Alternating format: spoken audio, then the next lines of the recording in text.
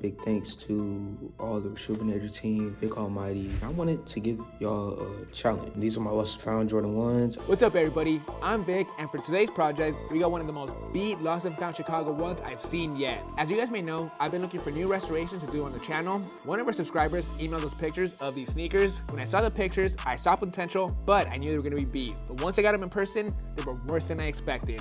I got these shoes when they first came out in the raffle. I wore these shoes a lot through rain, snow, sunny weathers, foggy weathers, and they really stink and they're really beat up. I know this is probably gonna be a challenge. It may not. I think it will, but yeah, thank you. One of the shoes been previously repainted. There's white paint caked all over the toe box and side panels. I'm not even sure how we're gonna fix that. We have a lot of work ahead of us, so let's get started. To get this process started, we're going to be using a Rejuvenator Signature Shoe Cleaning Kit to give the shoe a good deep clean. Before we get started with the restoration, we got to wipe off all the grime that's covered all around the shoes, outsoles, midsoles, uppers, and insides. The red, the white is all covered up by gunk. First, I'm going to take out the laces so we can clean those separately. The shoe is so beat, there's no insoles. It's all good with me. It's one less thing I got to clean up. Before we can start cleaning the shoe with water and solution, we're going to go next door and use a compressor and a dry brush to remove all the surface grime and dust from the inside and outside of the shoe.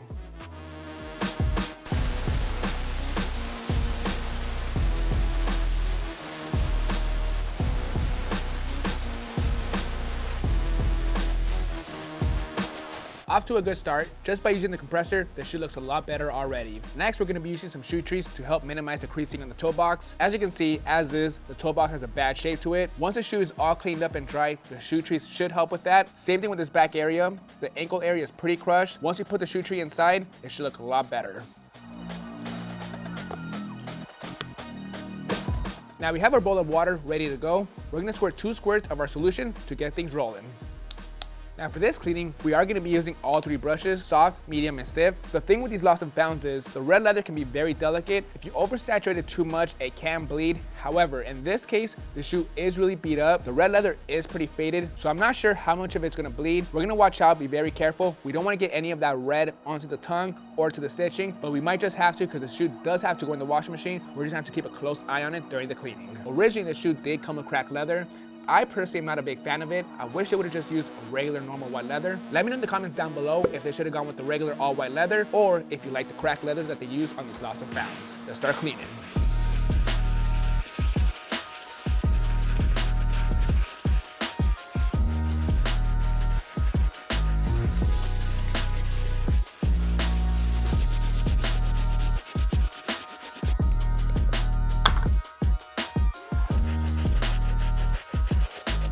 So far so good. The shoe looks a lot better already. We scrubbed the insides and outsides. The white is still pretty messed up. There wasn't too much bleeding going on the shoe. I'm assuming that the bleeding already happened at some point when the guy cleaned them or the owner of these wore them so much that the red faded by itself. Either way, that's a plus for me. There isn't any bleeding going on in the shoe. However, when I put them in the washing machine, it may cause some bleeding, but we'll see when we get there. For now, the soft bristle brush did a good job on the uppers. I don't think I need to use the medium bristle brush simply because I don't want that cracked leather to flake off even more or scrub too hard to where I cause bleeding on the red.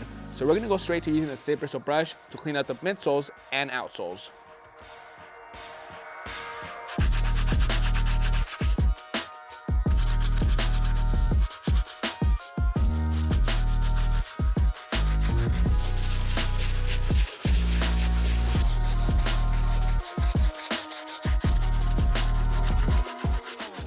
Good to go with the pre-treatment. One of these shoes looked really good. There was no bleeding at all. The second shoe is kind of a mess. This is the one that had caked on white paint on all 3 panels. After I started scrubbing at it, I noticed that it started getting all over the red leather. At first I thought it was suds, but it's actually white paint. It's all over the red leather here, the black, all over the toe box.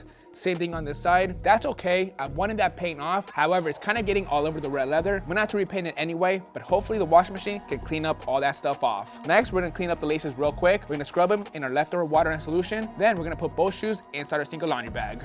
A common question we get asked a lot is, can you fit both shoes inside a single laundry bag? Yes, you can, even high tops. You just gotta flip them in the opposite direction, heel to toe, and make sure the soles are touching each other.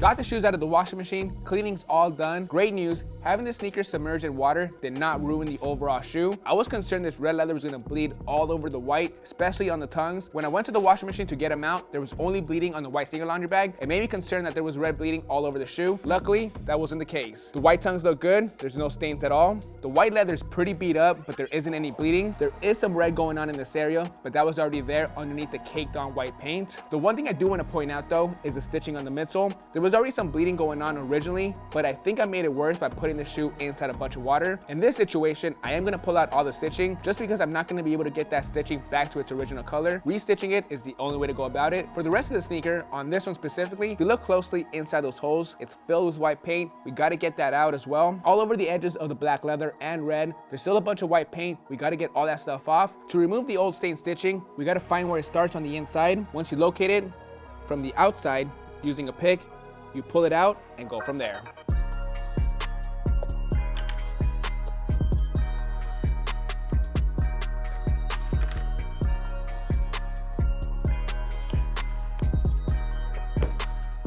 Old stitching is out, we'll replace it later. While we're at it, the inside is covered with sock lint. Let's take it out with some lint shavers.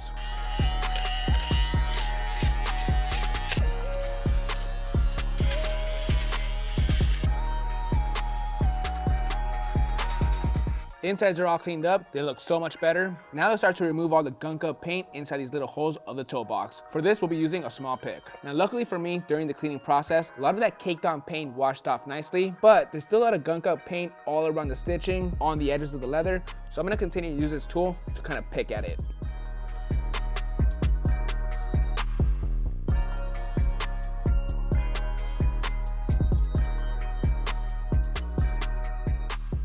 So far so good. This tool really made a big difference. There was a lot of paint gunked up all over the stitching that we fully got off. Now there's still some paint all over the panels that we gotta use acetone and use some sandpaper to fully get off. But for now, we're gonna put this shoe inside the indoor setup. It's Friday. We're gonna let them sit over the weekend. There is some yellowing on the soles and the tongue. Hopefully the UV rays can remove all of that stuff. Let's put them inside.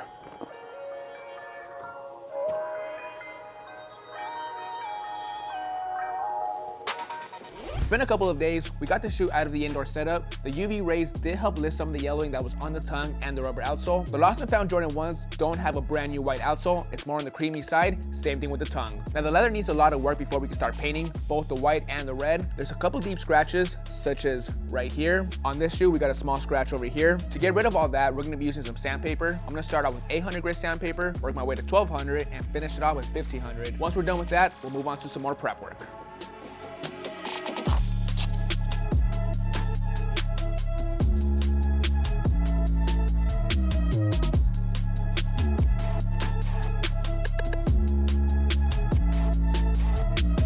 Sanding is complete. Whenever you do that step, make sure to avoid the stitching at all costs. You don't want to get all frayed up. It's a bad look. Now, when it came to the sanding on this specific shoe, I did the scratches, but I also did the rest of the red leather to make sure it's as smooth as possible. Next, we're going to be using some acetone and cotton balls to finish the prep work on the red leather. I'm not going to be using it on the white leather because I don't want to remove the remaining cracked leather.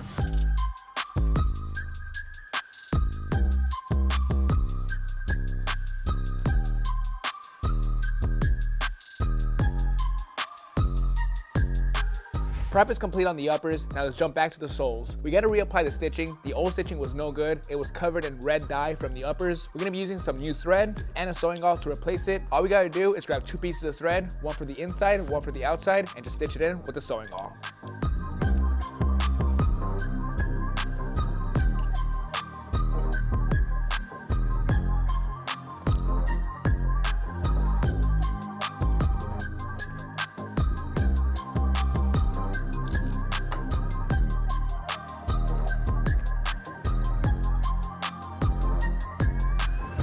Reapplying the stitching is complete. I'm glad I replaced it. Now I'm gonna use some tape to lay it down over the new thread to make sure it's nice and flat. The shoe did not come with any original insoles. However, I keep a bunch of parts from old shoes, donor sneakers. These are from some Jordan 1's. They're brand new, size 10, perfect size for the shoe. They're gray though, but that's okay. They're replacement insoles. Let's move on to the toe boxes. The shoe trees did help minimize the creasing during the cleaning and drying process. However, they still look pretty bad. They're crushed. For this, we're gonna be using the iron method. We're gonna set the toe boxes with some towels. We wanna push the creasing up, then place a wet rag over the toe boxes. You don't want to apply too much heat because it can ruin the leather or cause separation near the midsole.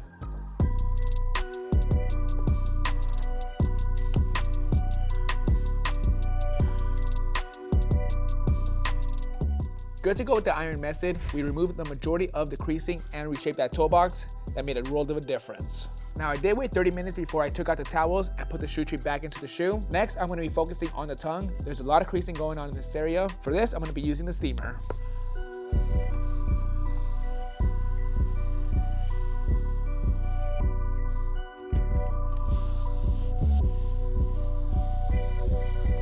All done using the steamer and the iron, toe boxes look a lot better. Same thing with the tongues, as a better shape. Now let's move on to the painting. First, we're gonna be focusing on the red. About a year ago, I did a restoration and custom on a pair of Lost and Founds where I turned them into some black toes. In that video, I mixed up the red paint. That's this jar right here. If you wanna see an in-depth process on how I got this exact color, check out that video. I used 4 different colors: red, magenta, scarlet red, and white. Now let's lay it down using an angular brush.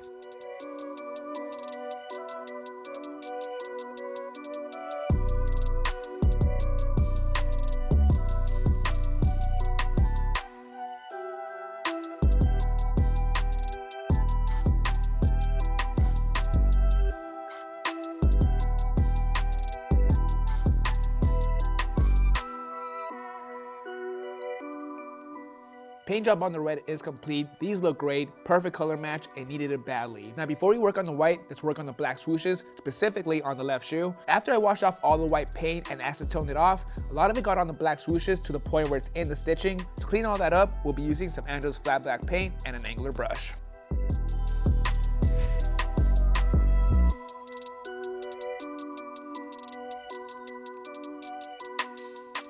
Black paint is down, super easy. Now let's move on to the white panels. Before we can start painting, originally before I removed all the caked on paint, there was a lot of bleeding going on in this area. It's very subtle now because of all the prep that I've done, but it's still kind of there. Same thing on the inside panel. Down here, there's some red bleeding going on. Before we start laying down the white paint, I'm gonna grab 220 grit sandpaper to remove the bleeding.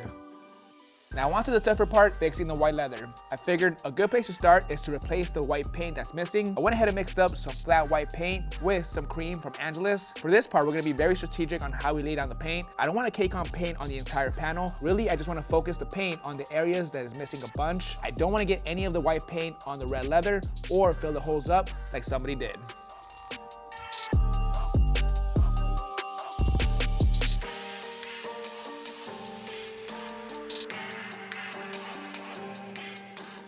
So as I'm going through this, originally I said I was just gonna do a little bit of paint, but it's looking like I'm gonna have to paint the entire white leather. It's one of those things that just makes sense at the moment.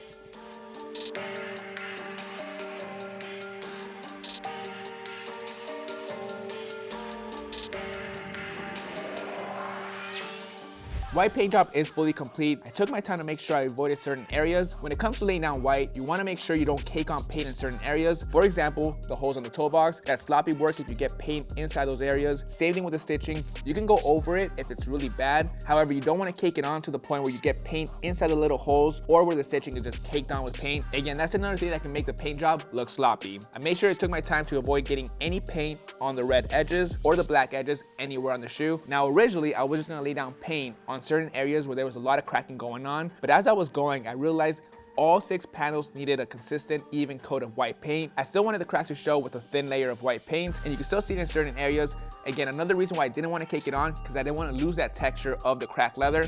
Overall, I did a pretty good job. This shoe looks better than this one ultimately.